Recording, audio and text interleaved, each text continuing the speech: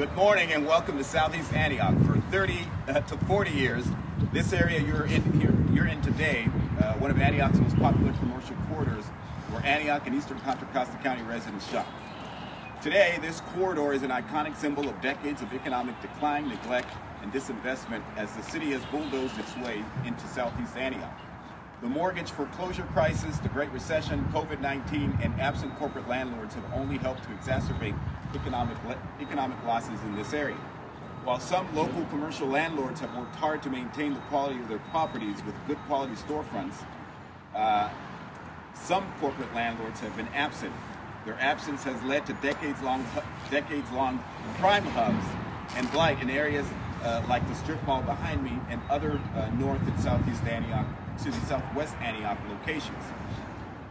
City Council members Tamisha Torres Walker and Mike Urbanica have been vocal and consistent about these properties since they were elected in 2020, and I share a lot of their concerns. And as you can see, many of our residents share those concerns, but they forget that I moved here 11 years ago. I have not lived here for decades. I have only lived here 11 years. And in those 11 years when I moved here from Washington, D.C., these areas that people get frustrated about, that man was probably frustrated about, have looked exactly the same. There has not been a single mayor who has stood here, not a single city council person who has stood here, not a single city manager who has stood here to say that we're going to try to clean these blighted communities up. So, other parts of North Antioch have experienced similar fates. The city's approach has been conservative with absent corporate landlords, which is to do the bare minimum using code enforcement in hopes that the private sector will swoop in one day and save us all. Well, they haven't. These are the results of waiting on the private sector to do the work that the people of Antioch need us to do. Why? Because from city manager to city manager, a culture has been created where absent corporate landlords have received special treatment in exchange for special treatment, and this exchange for special treatment gets residents empty, dilapidated buildings that have become crime hubs and blight. And you don't have to go too far to see it. It's right here. In 2022, my colleagues and I confronted this issue head-on by passing legislation, cutting bureaucratic red tape, and developing a streamlined process to revitalize some of these rundown commercial properties. The new laws could help convert some of these properties that you see here with properties into development projects similar to something that you would see in Walnut Creek, where you can find commercial retail space at the bottom floor and 4 to 5 story condos above the retail. Therefore, this evening I've called a special meeting for the council to consider 4 measures to deal with these types of issues. We'll start with 3 tonight, and then the 4th will come later on. The first one is preliminary injunction, where we could seek to prevent an absent corporate landlord from taking specific action or continuing the current course of action. Summary abatement, which allows the city to remove the immediate threat to public health and safety. This means city pays for upfront costs and collects the cost later through property liens, as an example. Third, health and safety receivership, which is a dramatic yet comprehensive tool that ends the issue with problem properties without any cost to us.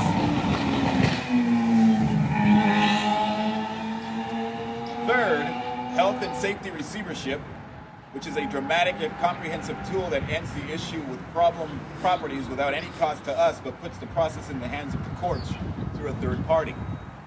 And lastly, later in January, we'll be looking at the issue of eminent domain, which is a power of the government to take condemned property for public use. This tool will be examined again later in January. As part of tonight's workshops, we'll receive a presentation from the City Attorney's Office about preliminary injunction, receivership, and summary abatement. Afterwards, we will convene into closed session to discuss and consider action against 9 properties specifically. I will not name those 9 properties today, as we'll be going into closed session regarding those properties. With that, I will open it up to any questions, and then I got to get going my next event. Yes. You mentioned condos on top and some storefronts on the bottom, and I know a lot of the housing folks in town have been fighting for affordable housing. Will those condos be affordable, quote-unquote, housing, or are they going to be higher-end housing? What is your vision for that, and what are you going to do to include housing that people can actually afford out there? So the condo idea was an example. So obviously, through the new district overlay, whether it's affordable, whether it's middle income, the missing middle type housing, or market rate, will obviously depend on what developers are interested in and what the city council is interested in seeing. So I just use that as an example, just to give folks a visual of what can happen here in this area. Is there any chance that some could be devoted to housing, just housing? Yeah, some can be just devoted. It doesn't have to include retail. So we've done the zoning overlay. If you need a link to that, I can certainly send that to you. Mayor, I believe this shopping center was up for redevelopment about 3 years ago, but the council voted to put it on pause. What do you remember about that vote? Why suspend the redevelopment of it? And are there plans to possibly look into that going forward? The owner of that property, we had issues with, several other properties in Antioch that are run down and that are not to the standards that we want to see. And so we took great concern of ensuring that we were able to get some level of commitment from the property owner about their other properties. And so he didn't want to, from that, when we voted to take a pause, they never came back to the table to discuss it. What were some of the issues? You can go to these properties and check them out. And check out and let me know what you need. What do you think, Mayor, about those actions? And your thoughts and your reaction on these places that you will give us later on? And what's your reaction? My reaction to some of these places that, well, it's just they've become hubs for crime. If you walk literally right down here, there's going to be a whole bunch of homeless encampments. There's going to be illicit activity. And this isn't the only place where we see these things happen. There are several other places that we see this happen. And so we just want to make sure that we take more dramatic steps in ensuring that we clean these places up, because our approach has been too conservative, too passive. It's unfair. And when I say special treatment, what I'm saying is a homeowner could get a ticket for leaving their trash bins outside. That same ticket will go to one of these multi-million-dollar corporations, and we're expecting them to have the same urgency that a property owner does. And that's just not fair. It's not equitable. So we have to take dramatic steps to ensure that we're getting them to do things. This property right here had you all reported on a fire that took place. The building has now been condemned, and I think we're going to look at this for a long time if we don't take the type of dramatic action that we need to ensure that the property owner gets the message. Talking about rebuilding the property, holding the landlords accountable and such, the city's also dealing with quite the homeless issue on its own. I mean, homeless has been up the last couple of years. Would you say this is either a step to kind of curb that a bit, or is that a whole separate, in your mind, is that a whole separate issue? Well, like with crime and our friends on the streets without houses, wherever you see economic growth and economic activity, whether you're in Concord or Walnut Creek, when people take ownership of their public spaces, you don't see that kind of activity take place. So anything we can do, but that doesn't mean on the flip side that we just push people out. In this city, unlike any other city in East County or the county, we've taken the steps to provide transitional housing to ensure that we're not just pushing people from corner to corner, but that we're placing them in housing so that they can get the services that they need. Mayor, going back on what you mentioned about the store behind us, I do remember speaking with the family at that convenience store next to it that had been essentially displaced because of... They are displaced, yes. So now we have a storefront owner, senior citizens who no longer have an income coming in as a result of negligence by these corporate landlords. I was going to ask about that. Was that because of landlords didn't keep their building, or was it... There shouldn't have been an encampment inside some of these buildings. I don't own these properties. The city doesn't own these properties. Corporations own these properties, and you have to be responsible for your property. And the fact that there was a homeless encampment in there, where people were setting fires, That's your responsibility. I mean, I wouldn't expect the city to come take care of me having someone put a fire in the middle of my living room and, cooking up marshmallows. That would be my responsibility, and I would be ultimately would own the consequences of that. You look at some of these buildings, windows are boarded up, trash along the parking lots, and we talked about the economic impact this area has seen for years. Really, why is it so important that we have to change this as soon as possible and take the steps that we do in order to make this, I guess, a little more vibrant area? You just saw it.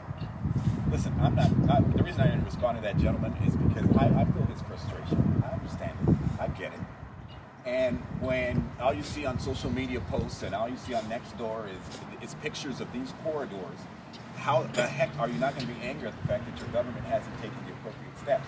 But what I want to make clear is that I've only lived here 11 years. This has existed like this for decades.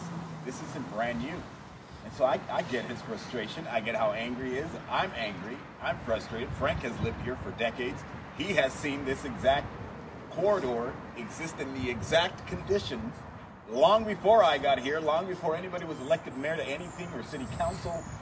So I can understand why people get frustrated. The question is, when are we going to start utilizing the tools that are in front of us in order to take action? Well, all we've utilized up to this point is code enforcement and some fines. But obviously we need to take greater legal action to ensure that we get these properties in a state that is fair to everybody. It's frustrating to live on this side of town and see the expansion in Southeast Antioch. You see all these strip malls in Southeast Antioch that are pristine, beautiful landscaping, beautiful lawns, and then you come over here and you look at this. It's just not fair, it's not equitable, it's not right. So I can understand the frustration that people have because it just seems like their government hasn't been moving. So I'm not angry. I'm not angry. I wish he would have stayed to listen, but I'm not angry about that. I can understand his frustration. From your opinion, why was some parts, if I may ask, and for my own benefit also, why was some parts of Antioch taken care of, but this was completely ignored? I mean, I know you've only been here a decade or so, but... Right. I honestly can't say that I know, but there's just been a clear expansion into Southeast Antioch at the expense of older parts of the community. And it wasn't until recently where we literally started investing in like landscaping in areas out here. The way the financing mechanisms are set up is that the new developments pay for their landscaping and whatnot. But we've had to, from the general fund pay for other parts of Antioch to have landscaping. And I'm sure that's the same case for kind of the infrastructure overall. So the financing mechanism doesn't exist on this side of town the way it does on the other side. Mayor, at one point this mall was a thriving spot and there were businesses here, but nobody wanted them to all go out of business. They went out of business because of whatever the economic situation is here. So how is it, what is it that government thinks it can do when the people who have an interest in having thriving businesses say this isn't a place that we would want to that's going to work right now? I think if you go down the street here, and as a matter of fact, the other side of this building, I would use that as an example of a good landlord who goes out of their way to make sure that they have tenants. Down the street, there's a floral shop across the street from the mall. In that shopping plaza, that landlord goes out of their way to ensure that they have good tenants. This Food Max has been vacant. Some of these properties have been vacant, and I'm not sure that the same level of detail goes into making sure that these storefronts are not empty that a different property owner would use. It's clear as day to me. Do you think the owners of that property wouldn't like to have a tenant in there? I think that this is prime retail. It's not like people don't live around here. It's not like people aren't interested in shopping around here. So the fact that they're sitting empty, it is absolutely an indicator to me that you haven't taken this serious for a long time. But Mayor, it's not prime retail if all the businesses here went out of business. But all the businesses here have not gone out of business because there are businesses that are thriving. There are examples of that right up the street there. But if this isn't a priority, this is what the outcome looks like. There's a new Savers coming in across the street over here. They're actively recruiting new tenants. And there are places where they just don't. I don't see the effort. I don't see the effort. And if you're not willing to put in the effort, then I have to put in the effort in another place, which is to get you to get motivated to do the right thing. What is your view? You were talking about the tools that could be used by government, Yeah. I guess, to back. How do you envision that to be? What is it that you're going to do to tell somebody, to try and force somebody to, to find a tenant for this spot? Well, and it is in addition to finding tenants, I think the fact that has sat empty for over a decade. It's been empty for about a decade, because that used to be a food max. The fact that you would allow it to get such decay that then homeless people go in there and have the proper security to prevent people from doing that, that's also what we're looking at. So if it's going to sit empty, you got to make sure that it's secure. Now, I don't think that has to be empty. I think that they can find a tenant. I think that they can look at the new overlay and look at opportunities for new investment with developers and whatnot to bring multi-family housing in. I think in terms of the tools we need to use is clearly showing up with code enforcement violations isn't working. So we have to try different tools, and the tools that I described are some of the tools that we're looking at. To his point a little bit, though, these are all, even though they're not making money, they are making money. These are all tax write-offs, big-time tax write-offs for the companies that own them. Yeah. Have you had conversations with lawmakers at the state level? Have you considered maybe trying to shepherd some legislation through Sacramento or Washington, D.C. to maybe do something about those tax credits, to use this as an example of what can happen? I have not personally focused on this job. I mean, those were, these buildings sitting empty for somebody is still, still a tax write-off. And it's still a long-term investment, so people get to benefit from that, whether they're empty or, I would prefer for them to be utilized, but some people still do get to benefit, especially when you have a large portfolio of properties. This little thing over here in Antioch may not be as huge of a priority as some other property like in San Ramon, Livermore, or Dublin. And so we get kind of the bitter end of the stick, while other properties in other parts of the Bay get all this wonderful development in retail, and we have to look at this. This is just one example. I'm not saying everybody's like this, but it's clear to me that there's got to be more effort put into what we see. But no, I have not. Of all the property owners that you guys are looking at, how many are local? I think local. I don't think many of them are local. So the property owners are majority, at least, maybe out of state. They could be, or they're local to the Bay Area, but they're corporations. Right. Yeah, and we're particularly with the local ones, we have a pretty good relationship. Like Right. I host this. I've been hosting these monthly merchant meetings that some of you came to a few months ago, and so we have property owners who come and we talk kind of. And I have to tell you, the ones who show up and are engaged, I challenge you to go look at their properties. They're in immaculate shape, but they also get the spillover of the campus. There's a property over there that used to be a tire shop. When the Caltrans come and cleans it out, and they help them this way, and then they go back that way. It's a lot.